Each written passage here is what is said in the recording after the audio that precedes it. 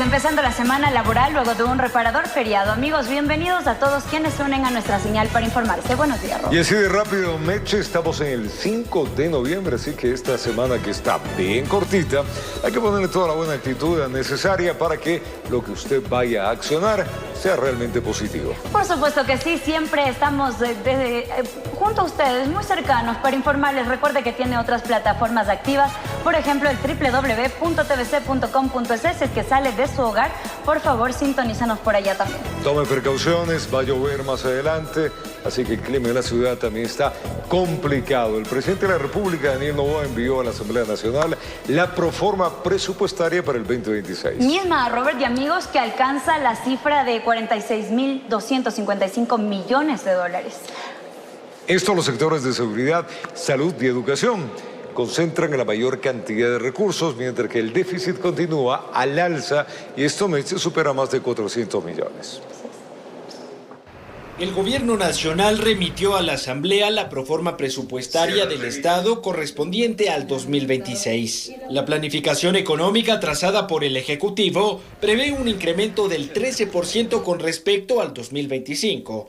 Es decir, pasará de 40.961 millones a 46.255 millones. El gobierno asegura que existen sectores prioritarios dentro de la planificación anual. Uno de ellos es salud, que recibirá 5.840 millones, con los cuales financiará la prestación de servicios médicos, compra de fármacos, así como la adecuación y mantenimiento de hospitales. El sector educativo es el que mayor cantidad de ingresos recibirá en este 2026. Son 5.984 millones de dólares, con los que se cubrirán remuneraciones de maestros, insumos educativos y mantenimiento de planteles escolares. No es solamente el tema de asignación de recursos, es el tema de cualificar el gasto. Y eso es importantísimo porque lo que está en juego es la calidad de la educación superior y de la educación media y de la educación básica. El sector de seguridad recibirá 4.054 millones de dólares, con los que se cubrirá salarios de policía, fuerzas armadas, adquisición, repotenciación y mantenimiento de equipamiento.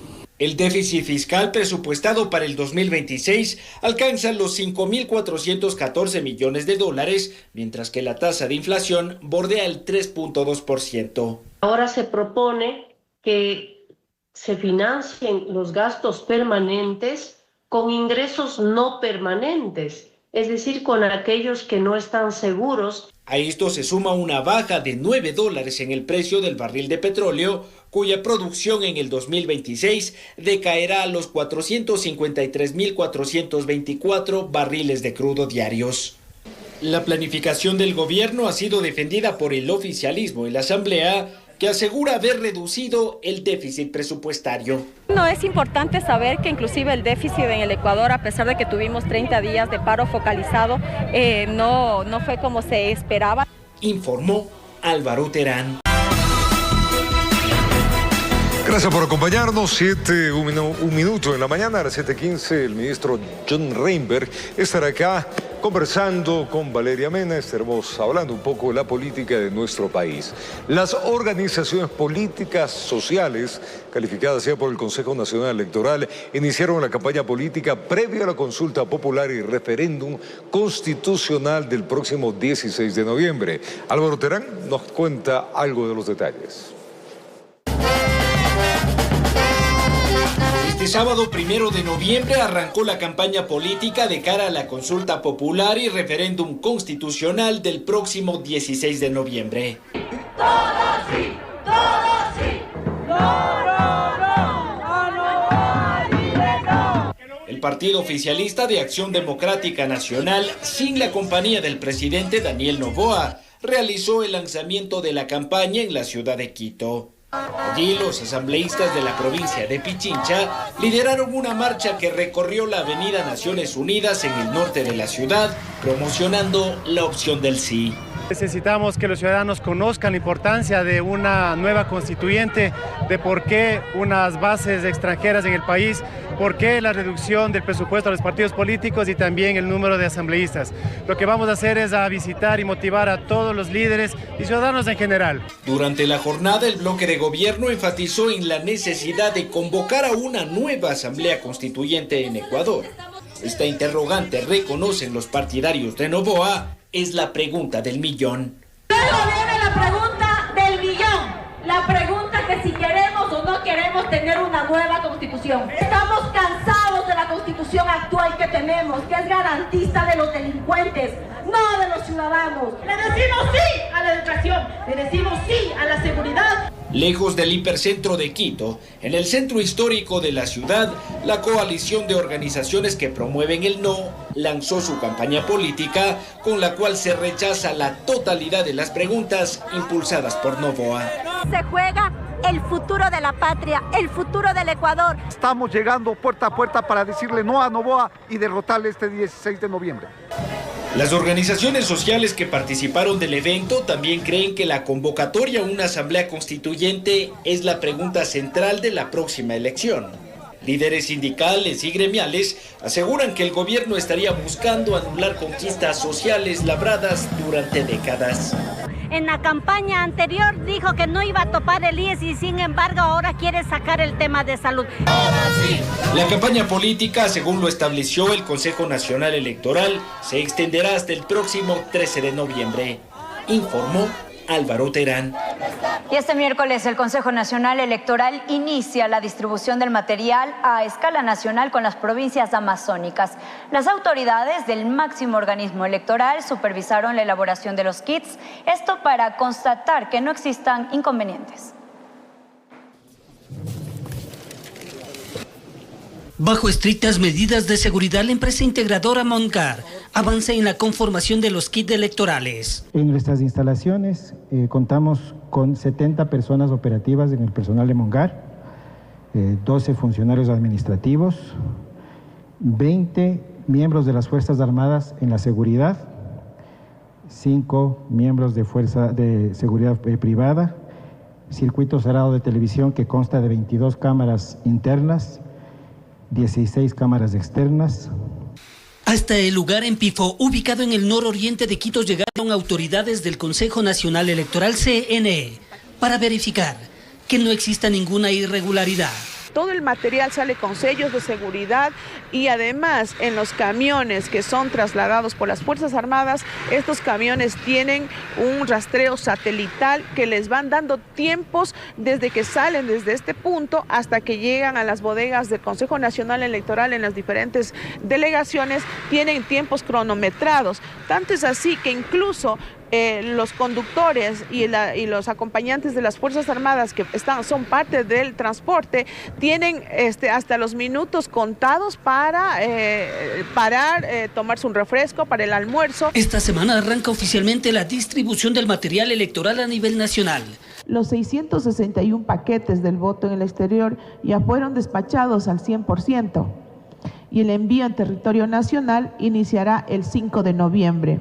Morona, Santiago 646, Napo 366, Pastaza 356, Galápagos 80, Sucumbíos 582 y Orellana 502. Hoy ratificamos que el Consejo Nacional Electoral cumple con su mandato constitucional, organizar procesos técnicos transparentes y confiables donde cada voto cuenta y cada decisión fortalece nuestra democracia. Cada paquete electoral, entre otras cosas, contiene papeletas, documentos, kit de seguridad, sobres, biombos, urnas, señalética, esfero, linterna y cinta adhesiva. Informó Héctor Romero.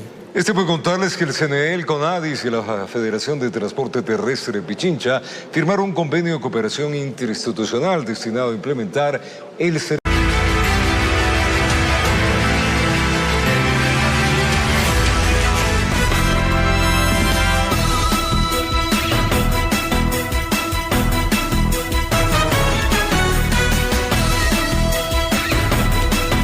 Amigos televidentes de todo el país, muy buenos días. Gracias por acompañarnos en el inicio de este nuevo espacio de entrevistas, diálogo político aquí por la señal de TVC. Uno de los temas más preocupantes en el país con toda seguridad precisamente es hablar de la inseguridad que sentimos los ecuatorianos. Por ello nos acompaña a esta hora de la mañana el señor ministro del Interior, John Reymer, con quien precisamente vamos a tratar este tema que importa a todos los ecuatorianos. Y es que, señor ministro, muy buenos días, gracias por estar con nosotros en este espacio donde vamos a dialogar para nuestros televidentes a nivel nacional a través de la señal de TVC. Se dice que hasta el momento se han registrado, señor ministro, 6.797 muertes violentas a nivel nacional en lo que va del año, y eso podría considerarse que sería el año más violento en la historia del Ecuador. ¿Usted lo cree así? Bienvenido. Valeria, buenos días. Hay que entender que este ha sido el año que más hemos atacado las estructuras criminales. Hemos agarrado a los grandes líderes de los grupos delincuenciales. Hemos combatido la minería ilegal, que después les puedo explicar los beneficios que eso trae al país y la afectación que eso trae a los grupos criminales. Hemos hecho las incautaciones de drogas importantes y la incautación de armamento que ni siquiera se lo esperaban estos grupos. Estos golpes que hemos dado, gracias a un gobierno que nunca pactó con el crimen organizado como otros anteriormente lo hicieron, genera conflictos entre los grupos armados. Porque cuando usted ataca y debilita estructuras criminales, otras estructuras buscan pelear contra ellos por el territorio donde ellos operaban. Y es ahí cuando sale el tema de muertes violentas. Ahora, señor ministro, ¿por qué, a pesar de todo el trabajo que en realidad vemos que se está haciendo desde el gobierno nacional, específicamente desde el ministerio en el cual usted está al frente, por qué seguimos los ecuatorianos percibiendo un alto nivel de inseguridad en el país? ¿Por qué seguimos pensando que en cualquier momento vamos a ser víctimas de estos grupos delincuenciales? ¿Cuándo vamos a ver los resultados? Pues ahí déjeme decirle una cosa, Valeria. Más bien, en lo que nosotros hemos podido revisar, los ecuatorianos tienen la percepción de que la seguridad está mejorando. Y eso para nosotros es un indicador importante, porque se ve el combate que estamos haciendo. Se ve al policía en las calles dando seguridad. Se ve a los militares en las acciones que se están tomando en diferentes sectores del país contra la minería ilegal y contra los grupos delincuenciales. Los ecuatorianos saben que hay un gobierno que está trabajando 24 horas por la seguridad de los ecuatorianos, pero si revisamos un poco, fueron un gobierno de 10 años que abrió las puertas al narcotráfico, al terrorismo, drogas, armamento, que ingresen libremente al Ecuador. No nos olvidemos de eso. Fueron 10 años que permitieron que jóvenes que sientan que cuánto podrían ellos ganar participando dentro de estos grupos, lo cual también es un problema que nosotros estamos atacando. Ahora, también se están matando entre ellos, precisamente entre los grupos delincuenciales, y lamentablemente hay víctimas colaterales. Definitivamente, y dentro de las prioridades del trabajo como bloque de seguridad es atacar a estos grupos delincuenciales y obviamente pues combatir los diferentes delitos, pero eso nos trajo esas puertas abiertas. Y no nos olvidemos que también, pues en aquel año, en aquel gobierno, decidieron retirar a la base extranjera que estaba en territorio ecuatoriano. Ahora, ministro, hablando de este tema tan importante para ustedes en torno al combate a la inseguridad, y es la minería ilegal, sería importante conocer ¿qué implica la minería ilegal en cuanto al aumento de la inseguridad que tenemos los ecuatorianos? El último golpe que dio Fuerzas Armadas, un golpe preciso contra la minería ilegal en Azuay, en Púcaro. Esto fue hace pocos días, ¿no? Fue la semana que pasó. 2 hectáreas que fueron atacadas, eso es una afectación directa al grupo de los choneros. Ellos operaban esta área de minería ilegal. ¿De qué forma operan y cómo obviamente eso aumenta el nivel de inseguridad? Sacan oro y al extraerlo, ellos tienen cerca de $1 millón de ganancia diaria por esto de minería ilegal. Representa una fuente económica importante. Es economía criminal. Es $1 millón en un grupo delincuencial organizado que les fomenta armamento, fomenta narcotráfico, fomenta muertes. Entonces, esa es una fuente que había que atacar, que es importante que sea atacada para debilitar las economías criminales. Para que usted logre vencer esta guerra contra los grupos criminales, usted tiene que atacar su economía principalmente. Y es lo que hemos venido haciendo como gobierno. También atacar sus estructuras con los resultados que se conocen. Pero para que tenga esa afectación, sus fuentes de ingresos tienen que ser afectadas. Y solo le doy un ejemplo más. Sí. Cuando tenemos un ataque entre grupos delictivos, ¿por qué se da este ataque? Porque hay una fuente económica por la cual están peleando. Nosotros como gobierno tenemos que llegar a esa fuente económica y destruirla. Y eso es lo que hoy ha hecho Fuerzas Armadas en estos dos sectores del país, porque fue Buenos Aires primero. Buenos Aires es una de las más grandes, ¿no? Entonces es fundamental esos ataques y con toda la fuerza como lo han realizado las Fuerzas Armadas es fundamental. Ahora, ministro, ¿qué se hace luego de este tipo de operativos? Hablamos en este caso de Buenos Aires, que fue uno de los ataques más importantes contra la minería ilegal. ¿Qué pasa luego para que estas estructuras no vuelvan a tomarse? Fuerzas Armadas tomó el control. Fuerzas Armadas va a estar permanentemente en la zona, al igual que al término de las operaciones también en Azuay, también van a estar permanentemente en la zona, algo que es lo correcto, para que no puedan regresar estos grupos delictivos a tratar de recuperar. No nos olvidemos que allá encontramos al grupo Oliver Sinisterra, que es quien estaba en Imbabura, a cargo de la minería de Buenos Aires. Entonces, esa economía criminal que genera delitos transnacionales. Cuando usted genera delitos transnacionales, Ecuador cae en el medio y queda atrapado entre estos delitos. Narcotráfico, Ecuador no es un país productor de droga, todos los ecuatorianos lo sabemos, pero somos un país de paso.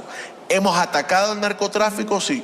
Gracias a ese ataque al narcotráfico usted ha logrado que cambie la modalidad, que significa que ya no es contaminado en los puertos, sino que ahora lo hacen en aguas internacionales. Hablando precisamente del tema ya internacional, se necesita asesoría, se necesita ayuda internacional en este nivel de inseguridad que vivimos en el Ecuador. Por eso sería importante, por ejemplo, el tema de las bases militares. Las bases son fundamentales. Las bases para... somos países que estamos con un mismo fin, que es la lucha contra el narcotráfico y contra el terrorismo. Y no le hablo solamente a Estados Unidos. ¿Se debería verlas como una intromisión internacional? No es una intromisión, es pelear en conjunto contra este gran daño que existe, que es el narcotráfico y el terrorismo. Tener más fuerzas para poder impactar y golpear de forma permanente a estos grupos. ¿De dónde vendría esa ayuda internacional? ¿Estados Unidos? Bueno, Europa? Estados Unidos es uno de ellos que lo ha dicho y lo ha manifestado, y con quien tenemos hoy una línea clara de combate. Recuerde dos casos rápidos. Acabamos de tener una operación con los Estados Unidos, 10 toneladas de droga que se capturaron en el mar, una operación entre Ecuador y Estados Unidos. Y antes de eso capturamos una gran cantidad de armamento que venía por agua hacia el Ecuador. Y eso fue una gran operación entre los dos países. De hecho, vamos a recibir nuevamente la visita de precisamente de la encargada de seguridad de Estados Unidos, ¿no? Ella va a estar en los próximos días aquí en el Ecuador y eso es importante. ¿Y cuál es la ayuda que recibe el país? Bueno, tenemos cooperación en equipos, en soportes, en operaciones, y que no es letra muerta. Son operaciones que ya han dado resultado, que lo hemos podido informar al país de todos los resultados que tenemos, y eso es que estamos empezando. Entonces, ese tema es fundamental, porque somos dos países, están viendo al Ecuador como un país en la región que está liderando la lucha contra el narcotráfico y contra el terrorismo. Imagínese usted, este pequeño país en la gran región liderando una lucha, y la lucha más importante no solo del Ecuador, sino de toda esta región. ¿Por qué? ¿Y por qué Ecuador? Porque hay una clara decisión y firmeza en el combate a los grupos delictivos. Hablando de esta firmeza, ministro, ¿cuáles usted cree que son los logros más importantes alcanzados justamente dentro de la lucha contra estas organizaciones criminales? Hace poco vimos un duro golpe que se dio aquí en la ciudad de Quito contra uno de los grupos, los Lobos, ¿no? Bueno, aquí en la ciudad de Quito agarramos a toda la estructura del grupo Los Lobos, desde la cabeza, alias el Gordo Arturo, y toda la estructura que venían atacando en varias formas, sicariatos, extorsión, secuestros, bueno, todos los delitos. Hoy se encuentran todos ellos donde deben estar, en la cárcel. En la provincia de Manabí agarramos al grupo Los Pepes, exactamente lo mismo, sicarios, homicidios, extorsiones, secuestros. ¿Qué es lo importante? estamos atacando las estructuras desde su organización hasta quién es su líder. Las cabezas de los GDO. Y eso es fundamental. Fito, Fede y todos los otros delincuentes que hemos agarrado, y que algo que Ecuador ha hecho historia es la extradición de estos delincuentes hacia los Estados Unidos. ¿Qué implica este tipo de operativos, ministro? Implica hombres y mujeres valientes de las fuerzas de Policía Nacional que salen a las calles a combatir y que salen a operaciones que saben que pueden perder la vida, como ha sucedido, y lograr aprender a estas estructuras y dejar el mensaje muy claro, que los vamos a agarrar a todos, sea en el Ecuador o sea en otros países donde saben irse a esconder y donde ya muchos se han ido, que vamos a llegar a ellos, los vamos a buscar, los vamos a encontrar, los vamos a traer. Y luego de eso, probablemente los vamos a extraditar. Pero para eso se necesita la colaboración de la justicia. ¿Va de la mano la justicia con este tipo de esfuerzos que está haciendo el Ministerio del Interior, por ejemplo? La justicia ha tenido cambios, no puedo negarlo. Que necesitamos más cambios, sí, claro que necesitamos muchos más. Depuración, sí. Esa puerta giratoria ha bajado la velocidad de la puerta. Antes era muy rápido. Pero no sucede lo mismo con la Corte Constitucional. Todavía la Corte Constitucional definitivamente, una distancia con el gobierno, yo le puedo decir que esa Corte Constitucional está a favor de todos menos de los ecuatorianos de bien. Y eso lo ha demostrado claramente con las leyes que ha lanzado abajo. Ha demostrado que más bien los delincuentes tienen más derechos que los propios ecuatorianos. Y eso es un hecho realmente lamentable. Pero igual el presidente Daniel Noboa ha sido muy claro. Vamos a seguir la lucha con las herramientas que tengamos contra las estructuras criminales. Lo que nunca vamos a permitir es que nos aten las manos.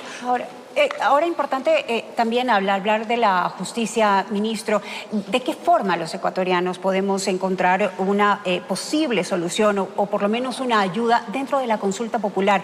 ¿Qué preguntas podrían ayudar a mejorar precisamente el tema de la seguridad en el Ecuador? Bueno, primero para fundamentar la constituyente, ¿no? Esa constitución, que todos los ecuatorianos conocen, es hipergarantista. ¿Pero para quiénes? Contra la delincuencia, no contra los ciudadanos de bien. Y eso tiene que cambiar. Aquí tiene que prevalecer lo que quieren los ecuatorianos y lo que necesitan los ecuatorianos. No estas puertas giratorias, por ejemplo, que tenemos, no estas facilidades que le dieron en aquella época.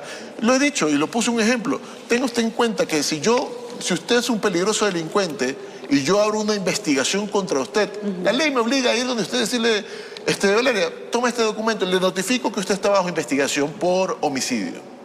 Así empiezo. Hasta ese punto hemos llegado. Entonces, simplemente no tiene sentido cómo se protege la ley a los delincuentes y no protege a los ecuatorianos. Les dan facilidades a los jueces y fiscales para que dejen libres a los delincuentes. Cuando yo llegué al ministerio, 285 arrestos domiciliarios, ¿puede creer? 900 policías cuidando delincuentes en sus casas. Esa era la facilidad. Hoy hemos logrado detener esto y vamos a seguir haciendo lo que comenzamos, que aquel que quiere ir en contra de lo que los ecuatorianos quieren, vamos a decir sus nombres para que los ecuatorianos lo conozcan, pero no podemos estar así. Necesitamos cambios importantes que permitan que el Ecuador tenga paz y para eso las leyes tienen que acompañarnos. Este 2025 está por finalizar, ministro. ¿Cuál es el mensaje que usted le daría precisamente a estas estructuras criminales? Y algo más importante, ¿cuál es el mensaje que se daría desde el Ministerio del Interior a la ciudadanía? Valeria, para los ecuatorianos nos estamos jugando la vida y lo vamos a seguir haciendo. Tenemos un compromiso con el presidente de la República de combatir a los grupos criminales y eso nada ni nadie nos va a detener y eso se lo puedo asegurar a los ecuatorianos. A los grupos criminales no tiene dónde esconderse, los vamos a buscar, los vamos a encontrar. Téngalo muy claro que lo vamos a hacer y vamos a hacer pagar cada uno de los delitos que han hecho a los ecuatorianos. ¿Aquí o afuera? Donde quieran que se encuentren, porque lo hemos hecho, lo hemos encontrado en otros países, hemos hecho operaciones internacionales y hemos logrado su captura y luego su deportación para el país. Tienen miedo de venir a Ecuador, tienen miedo de venir a estas cárceles porque saben que tienen que pagar el daño que le han hecho los ecuatorianos. Ministro, ¿usted tiene miedo? Somos de carne y hueso, Valeria, pero lo que no hagamos nosotros el día de hoy les va a tocar hacer a nuestros hijos el día de mañana. Así que eso nos da la energía necesaria y la fuerza para seguir trabajando de la forma que lo estamos haciendo. Porque queremos seguir viviendo en este maravilloso país. Totalmente. Y queremos hacerlo seguros. Así es. Señor ministro, queremos agradecerle por su valiosa información, por su presencia en nuestro primer espacio de diálogo político aquí por la señal de TVC. Que tenga usted muy buenos días, una excelente y cortita semana. Gracias, Valeria, buenos días. Muchísimas gracias, señor ministro. Nosotros continuamos con más.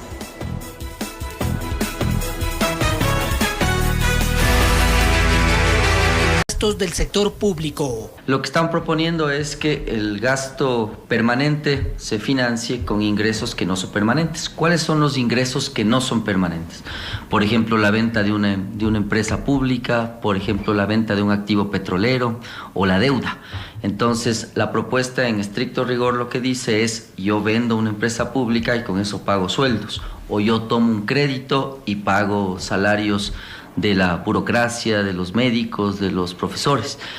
En la actualidad, la ley establece que los gastos relacionados a salud, educación y sector justicia se deben cubrir con ingresos permanentes provenientes de impuestos, pero a través del decreto ejecutivo se contempla que podría ser de recursos petroleros, venta de activos y créditos externos, es decir, no permanentes. Nelson Baldión también se muestra escéptico. Bastante arriesgado, estimado Héctor. Lastimosamente, el Ecuador, este momento es el segundo país más endeudado con el FMI. Las deudas se siguen acumulando, no hay pagos. Lastimosamente, no se está hablando de incremento de producción petrolera. Ojo una cosa, ¿no? Que los ingresos petroleros cada vez son más bajos. Y por otro lado, la producción también es cada vez más baja. Y como no es una arista tan fuerte como era en el pasado, porque el precio internacional tampoco está acompañando la fortaleza de este activo, entonces muy probablemente será el petróleo, pero también será la deuda. Fíjese que están entrando 600 millones del Fondo Monetario. Baldión, experto en hidrocarburos, le apuesta que se incremente la producción petrolera. La demanda mundial de crudo sigue. Las guerras de este momento que no se ven son todas por petróleo, por energía. El discurso tendría que ser: tengo que levantar producción petrolera para dejarme de endeudar y poder cubrir todas estas deudas que se tienen. Ecuador tiene un potencial enorme, es la tercera mayor reserva de crudo en Latinoamérica. Le estoy hablando que es más que la que tiene México y un poco menos de la que tiene Brasil. El Ecuador, si se pusiera serio, hiciera las cosas con decisión política, estaría produciendo tranquilamente más de 1 millón de barriles de crudo. En la actualidad está en 460.000 barriles por día, con una reducción de alrededor de 100.000, informó Héctor Romero. Continuamos con más noticias. Mediante decreto ejecutivo número 202, el presidente de la República, Daniel Noboa, decretó un nuevo estado de excepción en las provincias de Manabí, Guayas, Santa Elena, Los Ríos y El Oro. Así también en los cantones de La Maná, en la provincia de Cotopaxi, Las Naves y Echandía, en la provincia de Bolívar, esto por grave conmoción interna. La medida tendrá una vigencia de 60 días. Entre los derechos que se suspenden en estos territorios constan la inviolabilidad del domicilio y correspondencia. Tiempo de contarles que Galápagos tendrá un nuevo concurso de méritos y oposición para docentes del sistema de educación pública. En total se ofertan 36 plazas laborales en distintos niveles educativos. ¿Cuáles son los requisitos a cumplir? Miremos. Tuvieron que esperar cerca de 8 años para que la provincia de Galápagos tenga nuevamente un concurso de méritos y oposición de docentes para instituciones educativas públicas. El Ministerio de Educación, Deporte y Cultura especificó que entre los requisitos a los postulantes deberán contar con el carnet de residencia en las Islas Encantadas. Tener un título reconocido en el sistema de educación superior en temas de educación, tercer, cuarto nivel, ¿no es cierto?, maestrías, posgrados, no estar involucrados o estar en temas de prohibiciones de ejercer cargo público. Pero para Galápagos es imprescindible tener la residencia. Quienes cumplan con las condiciones podrán realizar su registro en la página web educacion.gov.es desde el 5 hasta el 12 de noviembre, durante la etapa de postulación. A partir del 12 y 13 de noviembre se hace la verificación de la información que ingresó el candidato. A partir del 21 también ya aparece el listado de los finalistas Los favorecidos deberán cumplir con una clase demostrativa y los primeros resultados serán publicados del 16 al 20 de diciembre. Adicionalmente, ratifican que todos los servicios que brinda el Ministerio de Educación son gratuitos. En total serán 36 plazas laborales disponibles en todos los niveles educativos, como educación inicial, educación general básica y bachillerato, en un territorio con características geográficas, sociales y ambientales únicas. El sueldo previsto a recibir es de $1,778 mensuales, informó Ítalo Salazar.